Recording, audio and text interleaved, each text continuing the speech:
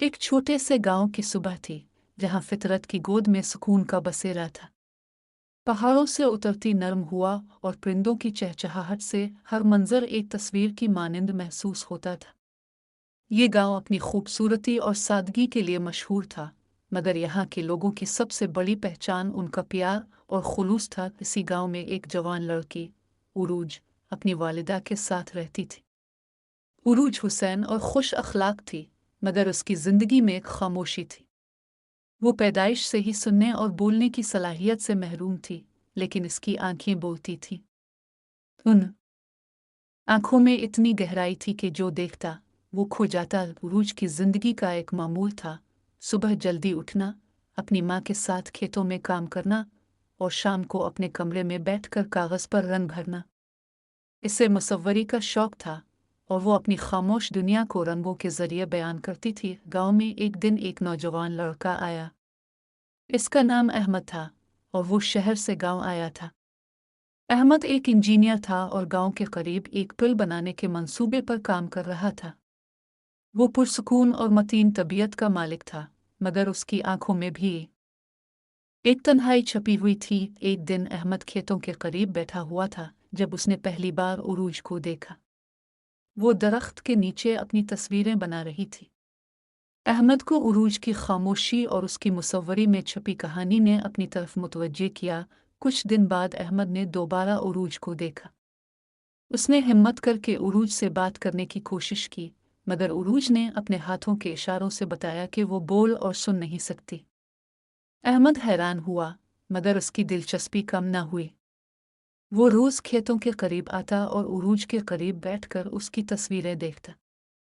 वक्त के साथ साथ अहमद ने इशारों की ज़बान सीखनी शुरू की ताकि वो उरूज से बात कर सके। उरूज हैरान थी कि कोई इसके लिए इतनी मेहनत कर रहा है। उनकी खामोश मुलाकातें एक उनकही मोहब्बत में बदलने लगे। उरूज और अहमद का रिश्ता मोहब्बत के इस खूबसूरत एहसास पर मबनी था जिसके लिए अल्फाज की ज़रूरत नहीं होती। वो एक दूसरे के जज्बात को आंखों और इशारों के ज़रिए समझते थे। उरूज ने अहमद को अपनी तस्वीरों के ज़रिए अपनी दुनिया दिखाई और अहमद ने उरूज को अपनी कहानियाँ सुनाई। मगर उनकी मोहब्बत की राह में रुकावटें भी आईं।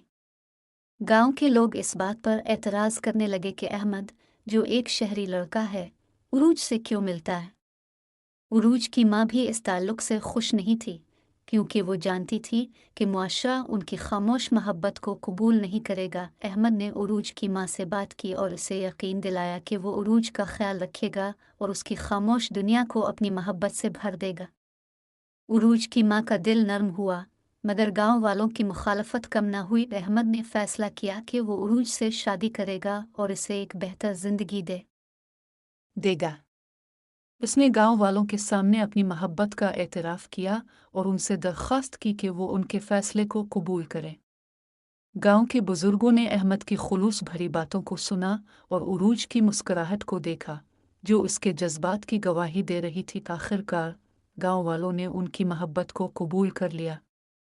अहमद और उरूज की शादी एक खूबसूरत तकरीब में हुई, जहां गांव के हर फर्द ने खुशी से शिरकत की। शादी के बाद अहमद ने उरूज को अपनी मोहब्बत से ऐसा सहारा दिया कि इसकी खामोशी भी मुकम्मल लगने लगी। वो दोनों एक दूसरे के लिए रोशनी और उम्मीद बन गए।